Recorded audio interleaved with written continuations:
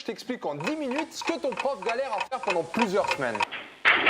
Mais t'es qui pour dire ça? Ça fait maintenant plus d'1 an qu'avec Matrix, on aide des milliers d'étudiants du collège et lycée grâce à des cours simples expliqués dans leur langage. Mais c'est pas tout, parce que les deux éléments qui manquent souvent, c'est l'organisation et la motivation. Alors ça, je suis d'accord. Et c'est pour ça que toutes les semaines sur la chaîne YouTube, je te fais des vidéos de motivation et de conseils. Mon but, c'est de te mettre au top, ou comme je le dis souvent, en mode machine. Je me réjouis que toi aussi, tu te mettes en mode machine et que tu vois ta motivation et tes résultats exploser. Si à ce stade-là, t'es chaud, abonne-toi à la chaîne et je te dis à tout de suite. Voilà, il y a des youtubeurs qui font de l'humour, il y a des youtubeurs qui font du gaming et maintenant, il y a des youtubeurs qui s'intéressent aux problèmes de l'éducation, qui réinventent la façon dont on enseigne auprès de la jeunesse. Je vous demande d'accueillir Philippi Cabalzar.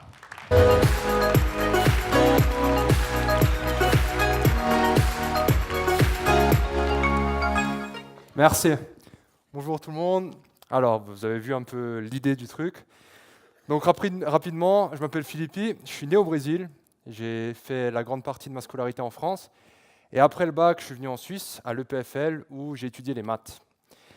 Alors, qu'est-ce qui nous a poussé à faire Matrix? En fait, après mon bachelor en maths, je suis allé faire un master en finance avec mon pote Julien. Et je sentais que les cours, je trouvais ça trop long. Et on s'est dit, bon, il faut qu'on fasse quelque chose, on en a tellement chié en maths, c'était vraiment une catastrophe, même si on a fait le PFL en maths, qu'on s'est dit qu'il faut qu'on trouve une solution. Et du coup, la manière qu'on a conçu Matrix, c'était selon nos besoins. En fait, on a remarqué que lorsqu'on étudiait, surtout pour le post-bac, on n'était pas du tout prêt. On n'était pas prêt, on n'avait pas une bonne manière de réfléchir lorsqu'on s'attaquait dans les études, notamment en maths. Mais on a remarqué que le chemin des mathématiques nous a aussi apporté beaucoup plus que juste la capacité de résoudre des problèmes, mais ça nous a aussi fait un petit peu du développement personnel. Donc, ce que j'aimerais dans cette présentation, c'est vous expliquer comment on a fait 3 mois en 3 ans pour avoir une chaîne YouTube de plus de 300 000 abonnés, ainsi qu'un compte Instagram, et avoir en total, on doit être à plus de 20 millions de vues, tous les réseaux confondus, et avec plus de 100 000 inscrits aussi sur notre site. Alors, je vais vous expliquer ça parce qu'on a utilisé on a utilisé la puissance des réseaux sociaux, et je suis convaincu que si vous avez un business, si vous êtes employé quelque part, vous avez aussi les mêmes opportunités qui s'offrent à vous si vous arrivez à devenir un éducateur, ou bien si vous arrivez quelque part à emmener votre business vers un média. Et je vais rentrer un peu plus en détail. Donc, comme dit, voilà une présentation de Matrix, après la présentation assez rapide que vous avez vue. L'idée, quand on a commencé Matrix, donc comme dit, 2 choses nous bloquaient. La première chose, c'était le langage. On trouvait qu'il n'y avait pas une manière simple de nous expliquer, et surtout qu'on nous mettait tout le temps. L'éducation, en fait, le plus gros décalage en éducation, c'est de mettre une barrière entre ce que tu dois apprendre, où tu es, et apparemment, donc en tout cas on nous dit que c'est compliqué d'apprendre les choses. Alors qu'en réalité, avec une bonne méthode, et si on arrive à briser les barrières mentales, on est censé réussir à faire ça. Donc la composante, c'est tout d'abord le langage. On va s'adresser de manière simple à notre audience, très simple.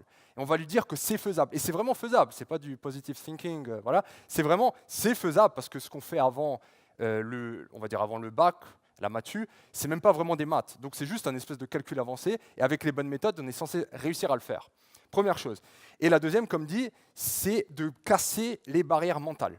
Je ne sais pas d'entre vous dans la salle, combien se sont dit, peut-être vos parents ou je ne sais qui, que vous n'êtes pas fait pour les maths. Levez les mains. Quelqu'un a déjà... Voilà, ça fait du monde quand même. Pourtant, il n'y a rien de scientifique, il n'y a rien de réel derrière tout ça. C'est juste une croyance à laquelle vous vous accrochez. Elle a peut-être été inculquée par vos parents, par un prof qui n'a pas été très sympa. Peu importe, vous vous accrochez à ça. Donc, l'approche, c'était vraiment de commencer par briser cette croyance. Alors, du coup, on a commencé à faire ça. Donc là, vous voyez mes belles mains.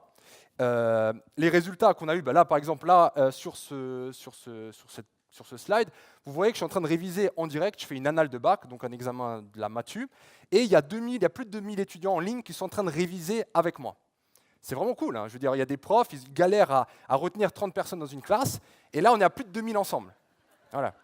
Et on a fait ça 20 jours de suite. Et on a fait un pic à plus de 3000. Donc, pour dire que lorsque on laisse l'étudiant chercher l'information, il va la capter beaucoup plus rapidement. Et je pense qu'on peut tous faire un parallèle. Je ne sais pas vous, si vous faites de la comptabilité, a priori, sauf rare exception, les cours de compta sont chiants. Personne n'a envie de faire ça. Personne. Par contre, le jour où il faut faire le bilan, eh ben, c'est le moment où un cours de compta, on va l'avaler et on va le comprendre plus vite que jamais. Donc c'est un peu ça l'idée, c'est qu'on rentre dans une approche avec YouTube où l'utilisateur, il est en train de chercher l'information. Donc il tire l'information et on n'est pas en train d'ouvrir la bouche et de lui enfoncer de l'information dedans. Donc ça, c'est l'approche et c'est pour ça qu'on allait sur les réseaux sociaux. Alors, comment on a fini sur les réseaux sociaux? Ça, c'est une bonne question.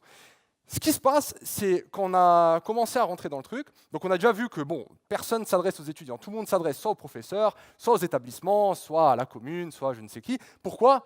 Parce qu'ils ont le bif, parce qu'ils ont l'argent. C'est pour ça. Du coup, les gens créent un produit, créent un service, parce que l'EdTech, c'est un marché avec beaucoup de potentiel, il y a beaucoup d'argent à se faire. Donc ils vont créer un business qui va être essentiellement conçu pour la personne qui va poser l'argent. Et la question qu'on nous demandait tout le temps, c'est quel va être le modèle de financement? Et ben nous, on s'est dit, il y aura un abonnement sur le site avec plus de contenu, blablabla. Après, on nous dit, oui, mais du coup, c'est les parents qui payent, donc il faut s'adresser aux parents. Et moi, je me suis toujours dit, quand un gars, il achète une PlayStation, c'est le parent qui paye, on est d'accord? C'est bien le parent qui paye. Pourtant, la pub, le jeu Call of, il n'est pas là pour le parent, il est pour le gamin, et au bout d'un moment, il est là, maman, papa, je crois que c'est papa qui paye pour la Play et maman pour l'éducation, et au bout d'un moment, il termine par acheter. Donc on s'est juste dit qu'on allait tellement apporter de la valeur à notre utilisateur qu'au bout d'un moment, ça allait remonter. Bon, c'est ce qu'on s'est dit en tout cas. Ça marche à peu près. Et donc voilà, donc qu'est-ce que je disais? C'est pour ça qu'on a terminé sur le réseau, parce que notre approche, elle a été full utilisateur, full étudiant. Alors qu'on a d'un côté, alors ouais, c'est ce que je disais, ça pour moi, c'est limite le décalage, c'est le carré du décalage. D'un côté, on a l'étudiant, il sent que ça prend trop de temps les cours, c'est une prison, blablabla. L'autre côté, on a le prof qui se sent incompris, pas soutenu par la hiérarchie, il croule sous un programme qu'il doit faire, il n'a pas le temps de le faire. Ensuite, on a les entreprises qui vont être là. Nous, voilà, on est en train de développer des produits, donc on va s'adresser soit aux profs prescripteurs, soit aux communes, aux établissements. Et de l'autre côté, on a le gouvernement. Alors le gouvernement, qu'est-ce qu'il fait? Le gouvernement, il nous fait une transition au numérique avec des iPads. À quoi ça ressemble? On a un livre de base que personne n'ouvre. Pourtant, ils sont bien faits, mais il n'est pas ouvert, ce livre. Du coup, ils ont eu une idée. C'est de prendre ce livre et de le foutre sur un iPad. C'est vrai, le truc. Là, c'est vrai. Du coup, on se retrouve avec un livre qui coûte 20 fois plus cher, 50 fois plus cher, qui se casse. Quand il faut changer de livre, le prof, il n'a pas la formation mise à jour, il peut se faire voler, il se décharge et il pète les yeux. Bref, ça n'a aucun sens. À mes yeux, ça n'a aucun sens. Mais bon, pourquoi pas? Donc voilà, donc on voit vraiment que personne ne se comprend. Par rapport aux entreprises, alors je ne veux pas critiquer, c'est vraiment pas une critique, mais c'est juste une observation. Il y a, je ne sais pas, 3 semaines, 4 semaines, il y avait un Educatech, Educatis, blablabla, comment ça s'appelle? Un salon de l'étudiant qui a été organisé à Paris. Je suis allé, c'était cool, donc c'était cool. On parlait de tout, donc il parlait de tout, et il y a un mot que j'ai jamais entendu, mais vraiment je ne l'ai pas entendu, c'est l'étudiant. Il n'était pas là, personne ne parlait de l'étudiant. C'est fou quand même. Non mais je veux dire, c'est marrant, mais c'est fou, parce qu'on s'en fout. Parce que l'idée, c'est juste que l'étudiant, il ne dépense pas, donc l'étudiant, on s'en fout. Bref, qu'est-ce que je veux dire? Donc, ce que nous, on a remarqué avec Matrix, c'est la chose suivante, c'est qu'on était dans une niche. On a commencé avec les maths, après on a élargi, physique, chimie, etc. On a remarqué que pour avoir un message plus général, je veux dire, moi, je ne peux pas séduire tout le monde avec Pythagore. Ouais. Bon, Pythagore, voilà, Thalès et tout, mais c'est dommage parce que maintenant, si je donne un cours sur Pythagore, un cours sur Thalès, je ne vais que m'adresser vraiment à une classe qui est en train de chercher ces thématiques. Et du coup, il a fallu prendre une approche un peu plus globale. Et ça, essayez de faire peut-être un parallèle avec ce que vous faites dans la vie. Donc, à la base, je suis là, j'enseigne avec mes belles mains des maths. J'aimerais toucher plus de monde. Il faut que je prenne une approche plus globale. Et quand je dis une approche plus globale, c'est l'idée de devenir un média, en fait. En tout cas, c'est ce que je n'avais pas compris, mais en le faisant, on a remarqué qu'avec cette approche, créer un branding, mettre un visage, commencer à mixer la passion. Donc là, pour le coup, c'était ma passion du développement personnel. Je remarquais, comme dit, à quel point le mental, c'est important. J'ai commencé à mixer ce développement personnel avec ce que c'est Matrix, plateforme d'éducation, matrix.fr. Super plateforme. Et en faisant ça, j'ai remarqué justement qu'un prof, au final, c'est juste un marketeur. Ouais. Il doit transmettre un message à un public qui n'en a rien à foutre. C'est ça. Et voilà, le marketeur, c'est pareil. Il doit parler d'un produit et les gens, ils s'en foutent. Mais ça ne veut pas dire que le produit n'est pas bon. Donc, il faut juste trouver le bon angle pour donner, en fait, pour deliver le produit. Et c'est pour ça qu'en prenant cette abstraction, on a pu trouver des angles qui sont très intéressants, notamment avec le développement personnel, l'importance du mental. Et c'est là où on a créé donc, tout un branding autour du mode machine, et on arrive à alimenter nos réseaux avec du contenu entre guillemets infini. Par exemple, là, vous voyez Instagram, c'est tous les jours des vidéos de motivation, positive vibes. Donc voilà, voilà, on veut du bien, on veut que ça progresse, on veut des petites leçons avec des petites vidéos. Sur YouTube, c'est des conseils, du développement personnel, des méthodes, les questions les plus demandées, on essaie d'y répondre. On crée une communauté aussi avec des lives. Donc voilà la première approche. Donc ce que je voulais dire, donc ça c'était un des messages que je voulais transmettre, c'est je suis convaincu que dans votre niche, dans votre business, si ça vous intéresse, bien sûr, après, ça vous a rien à foutre, c'est normal. Si ça vous intéresse, vous pouvez aussi, et j'espère que vous allez devenir un média. Il y a 10 ans, un boulanger, c'était un boulanger. Basta, il vend du pain, des croissants, super.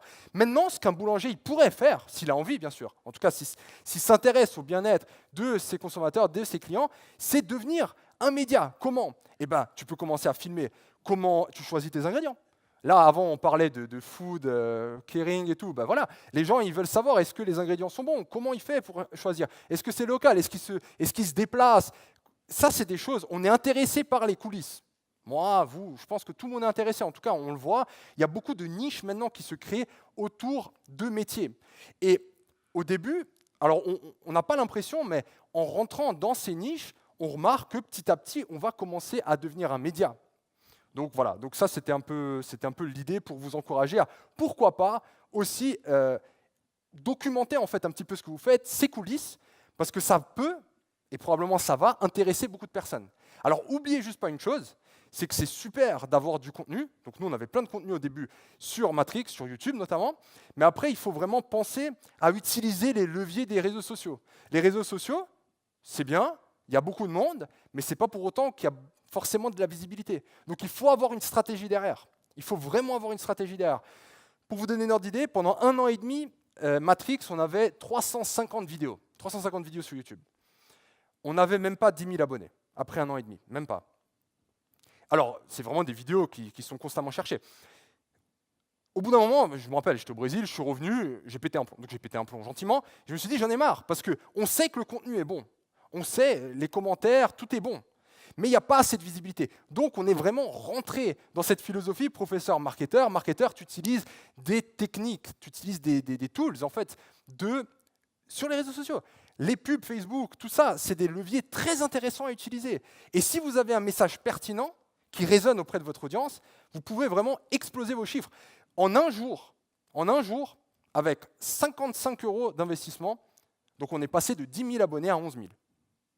C'est 10% quand même de croissance en un jour, en comprenant ça et en alignant tout un processus qui va de l'utilisateur, qu'est-ce qu'il a besoin, et on a vraiment fait le truc en retour pour trouver une campagne qui résonne avec lui.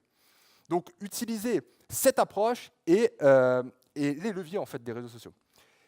Et je pense que voilà, donc voilà peut-être quelques questions, une piste si vous voulez commencer à agir là-dessus.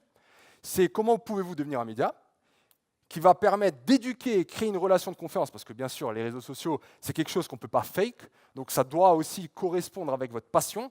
Là c'est clair que la stratégie, elle peut paraître belle, mais si elle ne vous correspond pas, ne le faites pas. Hein. Je veux dire, nous, en particulier moi, je le fais parce que c'est quelque chose qui me passionne, en fait, et du coup, c'est juste un plaisir de le faire. Mais il y a un moyen de le scale. Et finalement, donc, utiliser les leviers des réseaux sociaux. Donc voilà. Si vous avez encore quelques questions.